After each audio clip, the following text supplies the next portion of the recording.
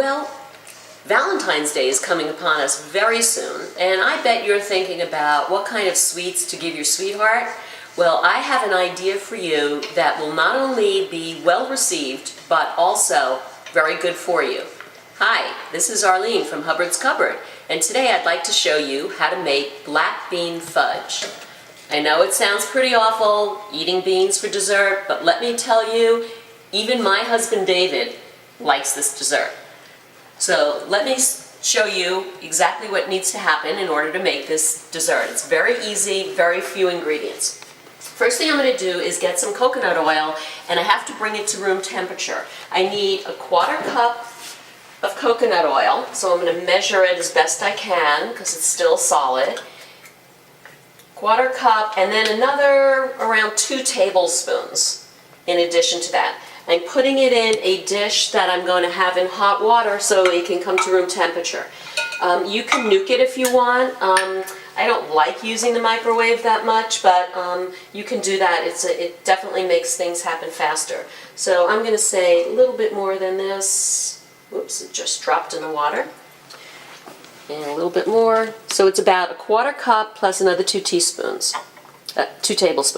So I'm going to try to mush it down a little so it starts to get nice and dissolved. And this is going to take a few minutes. If you find that it's not happening fast enough, then by all means stick it in your microwave. But what I'm going to do in the meantime while I'm waiting for this to melt is I'm going to get the beans ready. I use just a can of regular black beans, but I like to buy black beans that are BPA free. There's no reason why you have to buy canned food anymore where you're getting toxins. So I recommend BPA free cans. Now I'm going to take the beans out of the can and I'm going to drain them and I'm going to rinse them quickly. You don't need all that extra fluid there.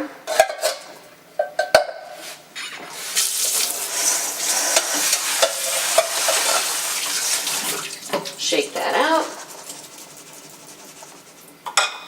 Mash up my coconut oil a little bit more. Okay, now I'm going to put the black beans into my blender. I like a Vitamix. It's a very powerful blender. You can use a food processor if you like. This is going to be pretty thick, so it will stick to the bottom a bit.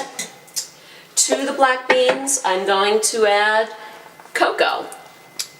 Cocoa powder is really high in antioxidants. The beans are very high in protein. The coconut oil is very high in lauric acid, which is anti-inflammatory.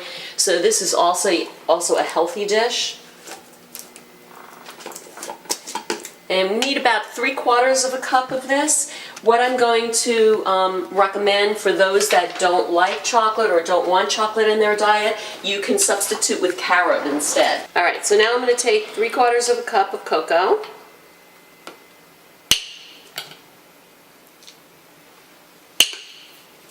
And I don't recommend cocoa that you buy in your regular supermarket. You want to get as natural a product as possible. Cocoa is really good for you. Alright, so that's 3/4 of a cup. Bring my blender over here. And add the cocoa to the beans.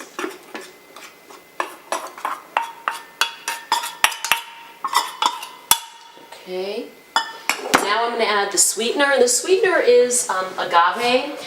You don't have to use agave if you don't like to. I like it. It gives it a nice texture. And you're also going to be using stevia to make it even more sweet. But you can substitute if you want. So I'm going to put in 2 tablespoons of agave.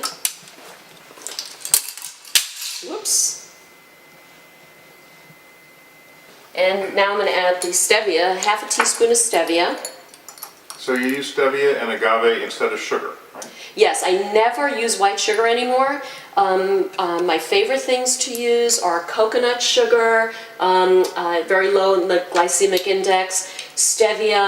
I also use something called, I think it's called Just Like Sugar. It's made from chicory, and that's very good. But some of these things can be bitter, so when you add agave to it, it takes away that bitterness. So that really works out well. Okay, and now my coconut oil is pretty much melted, and so I'm going to add it to my blender.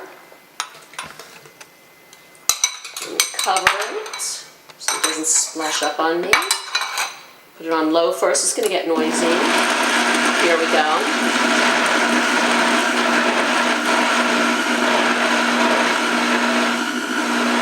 What I recommend is that you scrape it down because the cocoa powder is going to get stuck there, so you want to scrape it and mix it a bit. And it is, as I said before, going to be thick because after all it is fudge. You want your fudge to be thick.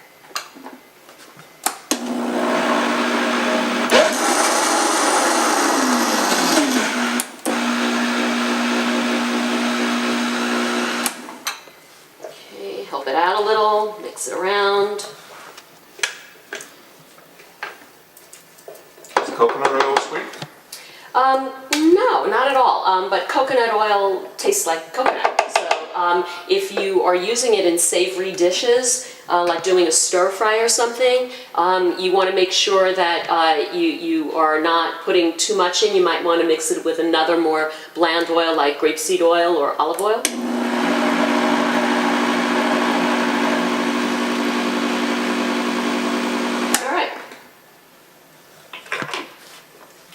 Don't use sugar because it's a simple carbohydrate and that is inflammatory? Exactly. It serves no purpose. I mean, it's, you know, you can get that same flavor by having something that's more healthful and that doesn't boost your insulin too much. What is stevia?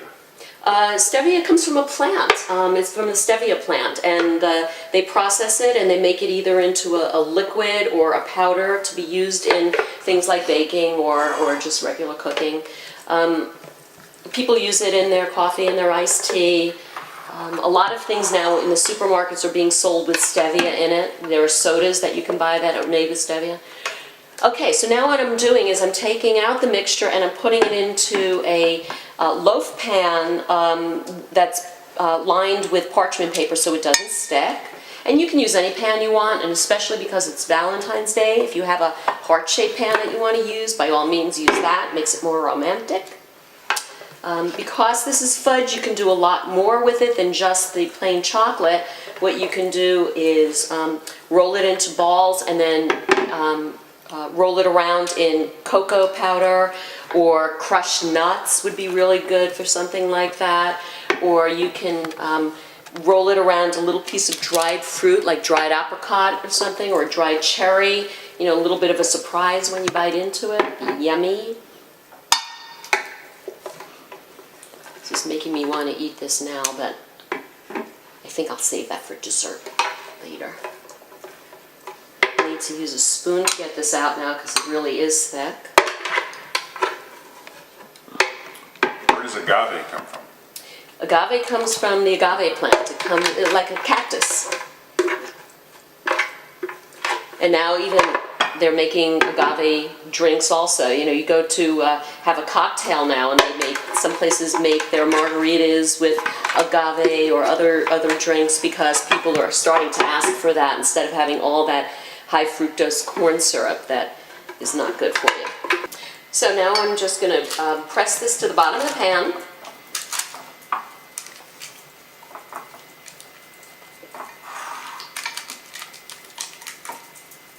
Okay, and the last finishing touch is I'm going to take some coarse sea salt and just sprinkle it on the top. Salt and sweet has gotten very popular again, if you haven't noticed. You know, they make ice creams and cakes with it, but I like it. It's a little bit of a crunch and it gives it a nice extra flavor. And that's it. What you'll do, if you can resist, is put it in the refrigerator for at least an hour. It should last 5 to 6 days in your refrigerator, and you will be all set for Valentine's Day. So you don't have to cook it? This doesn't get cooked. It gets put in the refrigerator and then it gets eaten. You slice it into about 24 pieces and have a little bit after dinner, and you will be adding some sweetness to your life. That's all for now from Hubbard's Cupboard, and I'll see you soon. Bye.